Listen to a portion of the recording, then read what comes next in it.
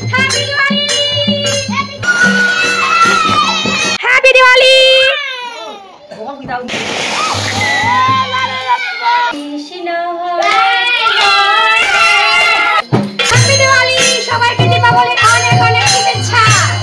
Hello ফ্রেহান, কিতা খবর? ভালো লা শুনি। আর দুই বোন মেল্লা সন্ধ্যার সময় হয়েছে কি উঠানোর প্রদীপ জ্বালাইতেছে, যেহেতু দীপাবলির সময় আমরা গ্রামের মাঝে কি করে সবাই মানে উঠানের মাঝে প্রদীপ জ্বালায়। আর দেখুন আমার গোপাল সোনা উঠানে একলা একলা হাঁটতেছে।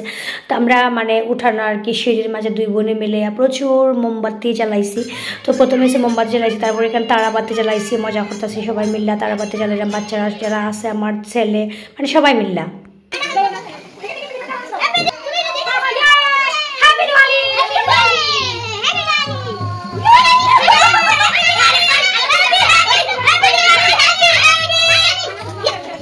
বড় ফুলার এত মানে তারাবাতি জ্বালাইলাম, প্রদীপ জ্বালাইলাম। তো এবার ছোটো ছেলেরা আনলাম, তারপরে আমার বাইজিরে লইছে, আমার বইনে কোলো।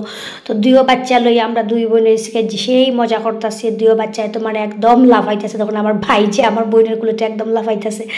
তো এখন মানে উঠানোর প্রদীপ মানে আরও প্রদীপ জ্বালানোর বই কোনো কীর্তন আইছে এখন।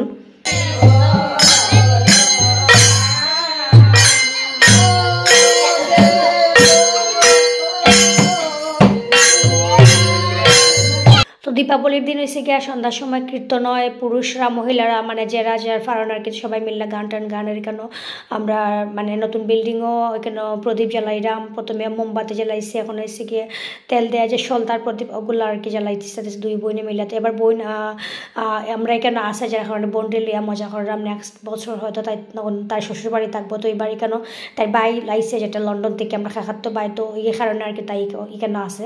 তো এই যে সারা উঠান জুড়ে প্রদীপ জ্বালাইলাম। আর এখন এই দেখুন এই জিনিসটা আমার কাছে ভয় লাগে, তারপর আমি ফার্স্ট টাইম এটা জ্বালাইছি।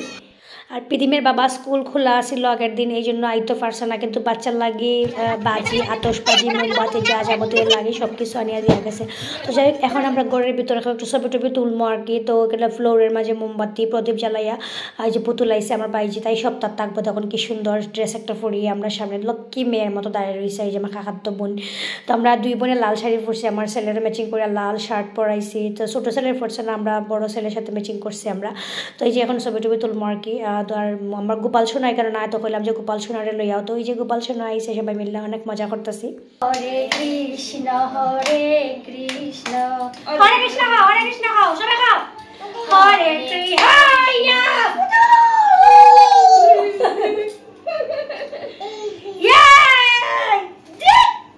তো যাই হোক ঘরের মাঝে ছবি টবি তোলার পরে এখন হয়েছে উঠানের মাঝে সারা উঠান আমরা প্রদীপ জ্বালাই। আগে তো শুধু সিঁড়ির মাঝে আর ঘরের সাইডে বারান্দা জ্বালাইছে, এখন সারা উঠানে প্রচুর মোমবাতি, তারপরে প্রদীপ, তারপরে খলার কুলের মাঝে সলতা দিয়ে ওগুলো জ্বালানো হয়েছে। আর আমার ছোটো ছেলে তো এটার ফাঁকে আটতেছে, মানে এত সাহস আর কি। আমার বড়ো ছেলের এত সাহস নাই। আর এখানে আতশবাজি ফুটানো হইতেছে, মোমবাতি যাই বাচ্চারা যতটুকু পারি সাবধানে রাখার চেষ্টা করতেছে। তারপর আমার ছোটো ছেলে ফাঁকে ঢুকে যেতেছে। ওই দেখুন আমার বাইরে এসে গিয়া এটা তারাবাতি জ্বালাতে। আর আমার ছোটো ছেলে দেখুন ফাঁকে আটে কিন্তু। তো যাই হোক এই যে ছোটো ছেলে তারপরে ভাইজি সবাই মিললে আসলে অনেক মজা করছে আজকে। যে আমার ভাইজি পুতুল, তো আর মা এসে গিয়ে এখানে কলা গাছের মাঝে মোমবাতি জ্বালাইতেছে আর কি। প্রতি বছর যেটা আমার মায়ের করুন, কলা গাছ একটা কারণ সামনে গাড়ি এখানে মোমবাতি দিন। আর যেগুলা বাতি জ্বালানো হয়ে গেছে ওগুলো আমি একটা সাইডে রাখতেছি। হ্যাপি দিওয়ালি গোপাল।